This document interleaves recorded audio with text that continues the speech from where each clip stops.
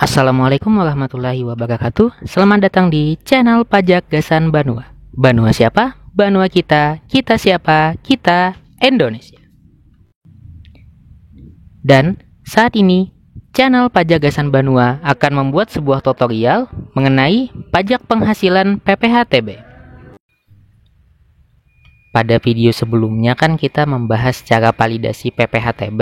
Sekarang channel Pajak Gasan Banua akan membuat tutorial terkait pajak penghasilan PPh-TB itu tersebut.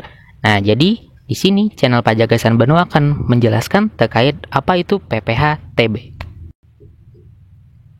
Untuk PPh-TB sendiri itu bisa kawan pajak lihat di Peraturan Pemerintah Nomor 34 Tahun 2016 terkait pajak penghasilan atas penghasilan dari pengalihan hak atas tanah dan atau bangunan dengan perjanjian pengikat jual beli atas tanah atau bangunan beserta perubahannya.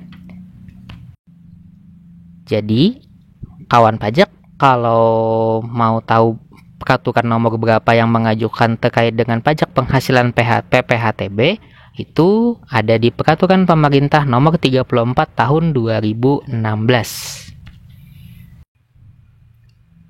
Untuk subjek pajak yang terkait dengan PPh-TB yakni ada dua. Yang pertama adalah orang pribadi, yang kedua itu adalah badan. Nah, dan orang pribadi maupun badan yaitu yang memperoleh penghasilan dari pengalihan hak tanah atau bangunan dengan perjanjian jual beli atau PPJB atas tanah atau bangunan beserta perubahannya. Itu nanti akan dikenakan pajak yang pajaknya itu adalah pajak PPh final.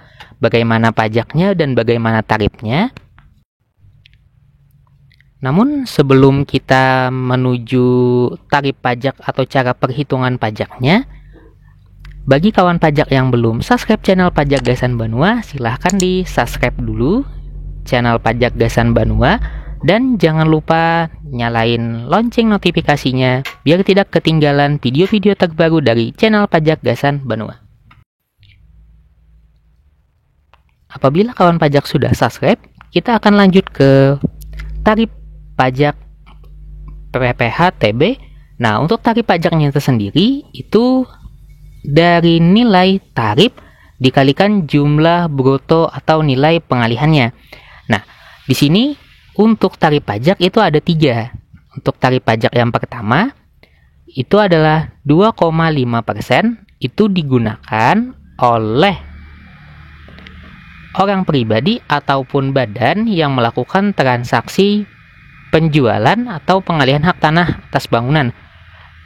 Itu yang secara umumnya untuk tarifnya 2,5%, dan ada beberapa tarif khusus juga untuk yang selain daripada yang 2,5%, yaitu 1% untuk tarifnya. Nah, tarif 1% itu untuk apa? Itu adalah tarif yang digunakan oleh pengalihan hak atas tanah bangunan berupa rumah sederhana atau rumah susun. Itu biasanya dipakai oleh developer keseringannya untuk wilayah Indonesia, khususnya Kalimantan, itu developernya perumahan yang bersubsidi. Dan untuk tarif yang khusus yang satunya lagi itu adalah 0%. Jadi nggak ada pajak yang dikenakan. Itu apabila pengalihan hak atas tanah atau bangunan kepada pemerintah. Jadi kalau misalnya pemerintah itu beli tanah buat misalkan jalan, buat membangun rumah sakit, buat membangun yang fasilitas secara umum, maka tidak dikenakan pajak. Nah, itu untuk yang instansi atau pengalihan hak tanah atas bangunan kepada pemerintah.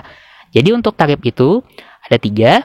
Yang pertama 0% untuk pemerintah, 1% untuk developer atau yang rumah bersubsidi atau rumah susun, dan yang terakhir itu adalah 2,5%. Itu adalah tarif umum.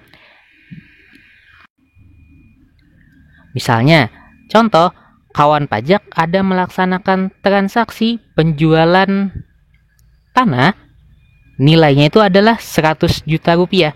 Dari 100 juta, maka kita kalikan tarif pajaknya. Misalkan kawan pajak tadi menggunakan tarifnya yang 2,5%. Maka dari 100 juta rupiah dikali 2,5%, maka akan menghasilkan pajaknya 2.500.000. Nah, nilai yang 2.500.000 itulah yang akan kawan pajak bayar untuk PPh TB-nya. Apakah ada batas waktu untuk menyetorkan PPh-TB itu? Nah, untuk batas waktu pembayaran pajak PPh-TB atau PPh finalnya itu selambat-lambatnya tanggal 15 pada bulan berikutnya. Misalnya, kawan pajak saat ini sedang ada menjalankan transaksi di bulan Juli 2020, maka akan wajib membayar pajaknya selambat-lambatnya atau setelat-telatnya di tanggal 15 Agustus depan. Nah, untuk PPh final wajib disetor sendiri sebelum akta. Jadi, sebelum akta pengalihan hak tanah atas bangunan itu dibuat, maka wajib disetor dulu pajaknya. Nah, dan untuk pengecualian ada juga untuk PPh-TB itu yang dikecualikan untuk apa-apa aja. Yang pertama, PPh-TB itu dikecualikan untuk orang pribadi berpenghasilan di bawah penghasilan tidak kena pajak yang melakukan pengalihan hak tanah dengan nilai pengalihannya kurang dari 60 juta. Jadi, apabila kawan pajak mengalihkan hak tanah atau bangunan di bawah 60 juta rupiah, itu bisa tanpa menggunakan NPWP, baik itu penjual ataupun pembeli.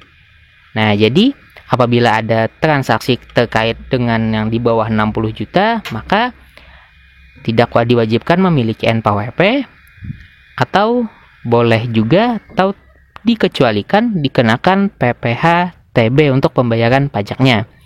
Nah, untuk yang selanjutnya itu adalah pengalihan hak dengan cara hibah. Namun dengan tanda kutip tidak ada hubungan usaha. Jadi misalkan hibahnya kawan pajak merupakan seorang yang memiliki banyak tanah.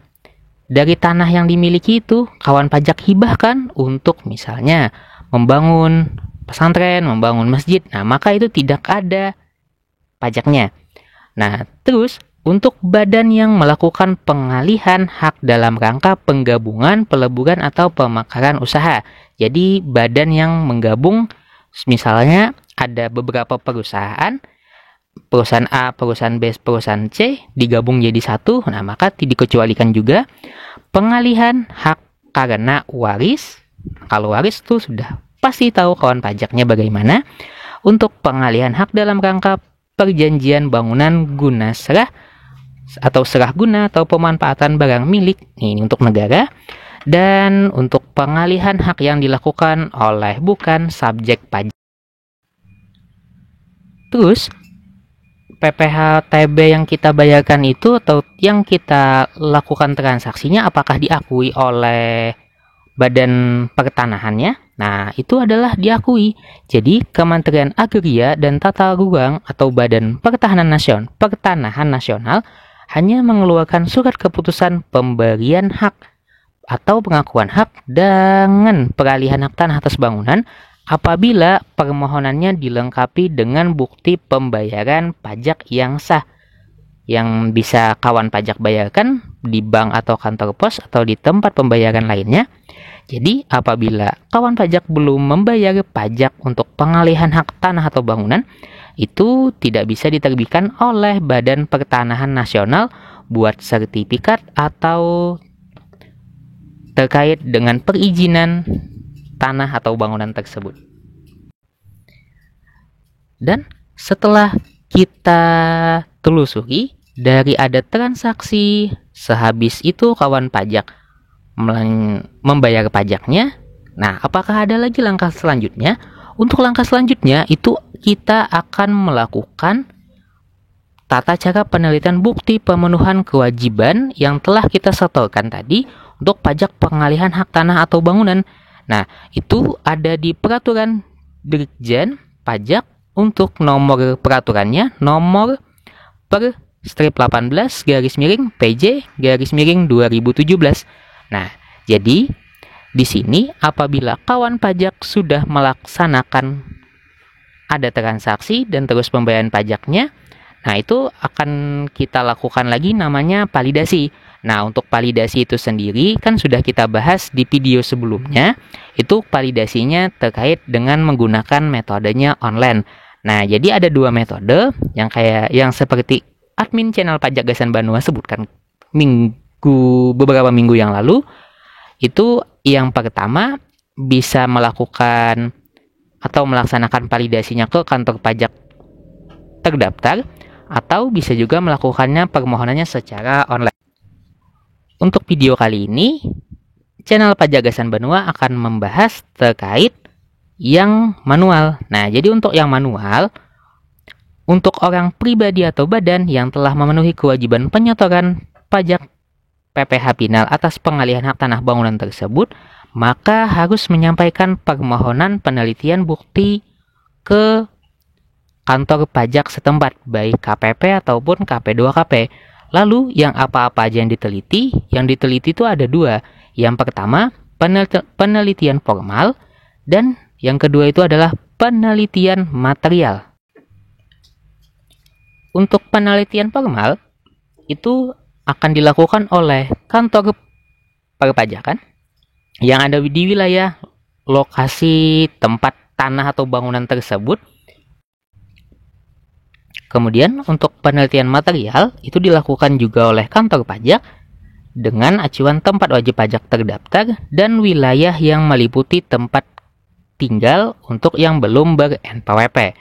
Nah, seperti yang ada di pengecualian tadi, kan boleh tanpa NPWP untuk pembayaran pajak pengalihan hak tanah atas bangunannya, apalagi yang sudah memiliki NPWP. Untuk penelitian formal, itu yang dicek adalah bukti kelengkapan surat permohonan untuk validasinya dengan memastikan kesesuaian identitas dari wajib pajak dengan memenuhi penyetoran PPh Pinal, baik kodenya, jenis setoran, jumlah pajak, NTPN, dan yang lainnya. Dan untuk lama pengerjaan itu adalah 3 hari. Untuk penelitian material itu adalah dengan si kantor pajak tadi memastikan kesesuaian lokasi dan luas tanah yang dibayarkan oleh wajib pajak dengan meneliti kebenaran nilai pengalihan dan menentukan kewajaran nilai pengalihan. Itu yang akan diteliti atau disurvei oleh kantor perpajakan setempat. Dan untuk kelengkapan penelitiannya, kawan pajak harus menyiapkan beberapa dokumen. Nah, dokumen yang pertama itu adalah bukti pembayaran pajak dari bank atau pos, yaitu SSP-nya. Nah, untuk kemudian fotokopi bukti kwitansi atau nota terkait transaksi penjualan yang telah ada, fotokopi PBB, fotokopi KTP, dan fotokopi NPWP. Nanti fotokopi brosur apabila itu terkait dengan pihak developer atau perumahan. Dan yang jelas nanti ada mengisi formulirnya. Nah, untuk mengisi formulir itu bisa kawan pajak ambil di kantor perpajakan setempat. Nah, namun alangkah lebih bagusnya juga kawan pajak melihat video channel Pajak Gasan Banua yang satunya terkait validasi PPh-TB yang secara online. Jadi apabila kawan pajak memilih yang manual, itu sangat banyak atau lumayan banyak persiapan atau bekas-bekas yang akan kawan pajak siapkan. Namun apabila untuk validasi yang online, cukup habis membayar pajak, yang penting NTPN-nya bisa sukses dimasukin, maka langsung 1 hari kerja itu otomatis ada tindak lanjut dari kantor perpajakan yang secara online.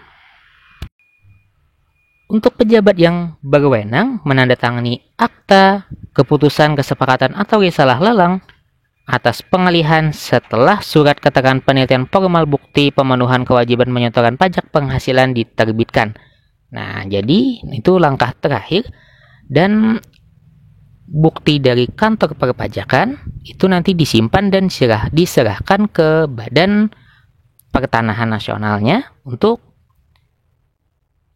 terkait sertifikat atau pengalihan hak tanah atau bangunan, baik itu untuk validasi online ataupun validasi yang manual. Nah, jadi Bagaimana? Apakah kawan pajak sudah pernah mencoba yang validasi online atau validasi manual? Apabila ada kesulitan, silahkan berkomentar di kolom komentar di bawah ya. Untuk bagaimana caranya pajak penghasilan PPh-TB, apabila masih kurang jelas atau masih mau yang ada ditanyakan, silahkan berkomentar di kolom komentar. Dan boleh juga berkunjung di website resminya channel Pajak Gasan Banua di www.pajakgasanbanua.blogspot.com. Dan jangan lupa juga follow Instagram, Twitter, dan Facebook channel Pajak Gasan Banua. Serta jangan lupa juga buat subscribe channel Pajak Gasan Banua ini biar tidak ketinggalan video-video terbaru terkait tentang perpajakan.